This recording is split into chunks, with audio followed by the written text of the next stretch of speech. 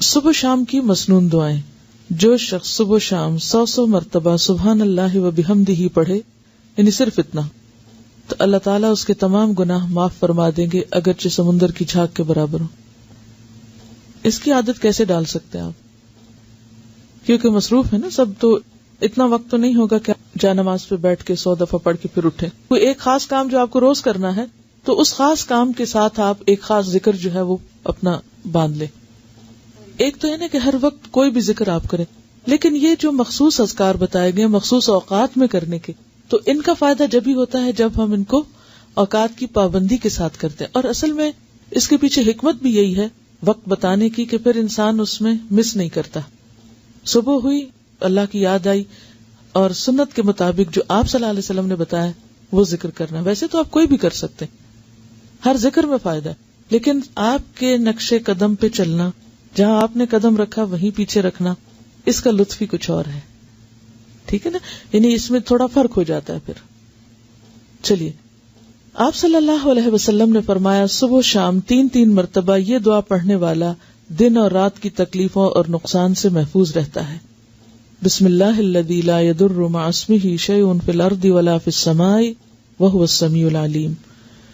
صبح شام اس اللہ تعالی کا نام لیتا ہوں جس کے نام کی وجہ سے زمین و آسمان کی کوئی چیز نقصان نہیں پہنچا سکتی، اور وہ سننے اور جاننے والا ہے. آپ صلی اللہ علیہ وسلم اس دعا کو بھی روزانہ صبح شام 3 مرتبہ پڑھتے تھے.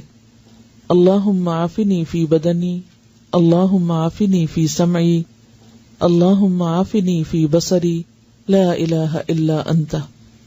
اس دعا کو آپ صبح اور شام کے مثلا سنت کے بعد یا فرض کے بعد اگر مقرر کر لیں تو انشاءاللہ تعالی پھر بھولیں گے نہیں.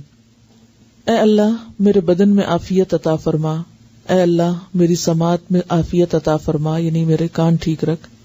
اے اللہ میری بینائی میں عافیت عطا فرما. آپ کے سوا کوئی بھی معبود نہیں ہے، کیونکہ انسان کی جسمانی صحت اس کی عبادت کے لیے، اس کے کام کاج کے لیے، فرائض کی ادائیگی کے لیے بہت ضروری ہے. تو آپ صلی اللہ علیہ وسلم 3 بار صبح اور شام یہ پڑھتے تھے. اب ویسے تو آپ ایک بار بھی پڑھ سکتے ہیں، لیکن اصل سنت کیا ہے؟ پھر 3 بار پڑھنا.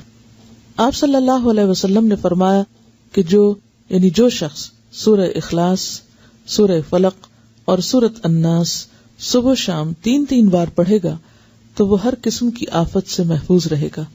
ترمذی کی روایت ہے. آپ صلی اللہ علیہ وسلم نے سیدہ فاطمہ رضی اللہ تعالی عنہا کو ہر صبح شام یہ دعا مانگنے کا حکم دیا تھا، یعنی آپ نے اپنی بیٹی کو یہ دعا سکھائی تھی. یا حی یا قیوم برحمتک استغیث فاصلح لی شأنی کلہ ولا تکلنی الی نفسی طرفۃ عین. اے ہمیشہ زندہ اور قائم رہنے والے، آپ ہی کی رحمت کا واسطہ دے کر فریاد کرتا ہوں کہ میرے سب کاموں کو درست کر دیں اور مجھے میرے نفس کی طرف پلک جھپکنے کی دیر کے لیے بھی حوالے نہ کریں. اس کا کیا مطلب ہے؟ مجھے میرے نفس کے حوالے ایک پلک جھپکنے کی دیر بھی نہ کریں. کیوں؟ مجھے مسلسل اپنی حفاظت میں رکھے، میں بھٹکنے نہ پاؤں. ومن یکفر بالطاغوت، تو طاغوت میں سب سے پہلے خود اپنا نفس آتا ہے. ان النفس لامارۃ بالسوء. اور اگر انسان اپنے نفس کی باتیں ماننے لگ جاتا تو کبھی بھی پھر وہ اللہ کی بات نہیں ماننے دیتا. تو انسان نفس کے حوالے ہوا نہیں اور پھسلا نہیں اور گیا نہیں. ٹھیک ہے، تو اس لیے یہ دعا بھی بہت اہم ہے اور بہت ضروری ہے. تو نفس کے حوالے ہونے کا مطلب کیا ہے؟ برائی کی طرف جانا.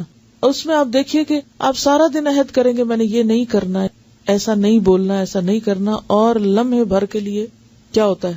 منہ سے بات نکل جاتی، آپ ایک دم غصے میں آ جاتے ہیں، آپ ایک دم وہ کہہ آتے ہیں جو سویر سے وعدہ کر رہے تھے شام تک کہ اب آج سے میں نے یہ جملہ نہیں بولنا یا یہ کام نہیں کرنا. وہ لمحے بھر کے لیے آپ نفس کے حوالے ہوئے اور گئے. تو یہ دعا بہت ہی زبردست دعا ہے کہ یار اب میں تو اپنے آپ پر، خود پر ایک لمحے کے لیے بھی بھروسہ نہیں کر سکتا، لمحے کے لیے بھی مجھے نہیں ادھر جانا، کیونکہ ہمارے ساتھ نفس بھی ہے، شیطان بھی ہے. تو یہ ایسے دشمن ہیں، ایسی طاقتیں ہیں کہ جن کا مقابلہ ہم تنہا نہیں کر سکتے، یہ صرف اللہ کی مدد سے ہو سکتا ہے.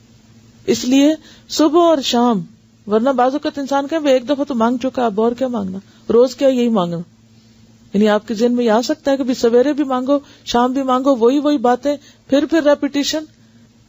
اس ریپیٹیشن کی ہر سویر کو ضرورت ہے اور ہر شام کو ضرورت ہے کہ ہم بھولنے والے ہیں. پھر سید الاستغفار. آپ صلی اللہ علیہ وسلم نے فرمایا جس نے صبح و شام صدق دل سے سید الاستغفار کو پڑھا اور اسی دن یا رات فوت ہو گیا تو وہ جنت میں داخل ہوگا. اب آپ دیکھیں اللہ تعالیٰ نے بخشش کے کتنے سامان کیے ہیں. ایک چیز کر لو، دوسری کر لو، تیسری کر لو. یعنی یہی اس کی رحمت ہے کہ اس نے چھوڑا نہیں بھٹکنے کے لیے، یا اللہ بندوں پہ ظلم نہیں کرتا. لیکن اگر بندے خود ہی غفلت کے شکار رہیں اور کسی بھی چیز سے فائدہ نہ اٹھائیں تو پھر جبر نہیں کرتا اللہ تعالیٰ.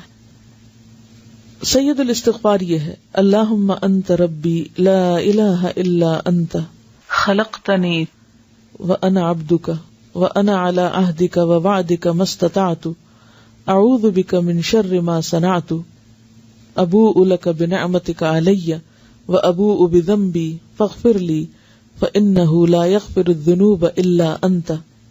اے اللہ، آپ ہی میرے رب ہیں، آپ کے سوا کوئی عبادت کے لائق نہیں. آپ نے مجھ کو پیدا کیا ہے اور میں آپ کا بندہ ہوں، اور میں اپنی طاقت کے مطابق آپ سے کیے ہوئے عہد اور وعدے پہ قائم ہوں. میں اپنے برے اعمال کے وبال سے آپ کی پناہ چاہتا ہوں. میں آپ کی نعمتوں کا اقرار کرتا ہوں، یعنی جو بھی آپ نے نعمتیں مجھ پر کی ہیں ان سب کا اعتراف کرتا ہوں، اور اپنے گناہوں کا بھی اعتراف کرتا ہوں. یعنی ایک طرف تو نے مجھے اتنا کچھ دیا اور دوسری طرف میرے گناہوں کے ڈھیر ہیں. آپ میرے گناہوں کو معاف فرما دیجئے، کیونکہ آپ کے سوا کوئی بھی گناہوں کو معاف نہیں کر سکتا.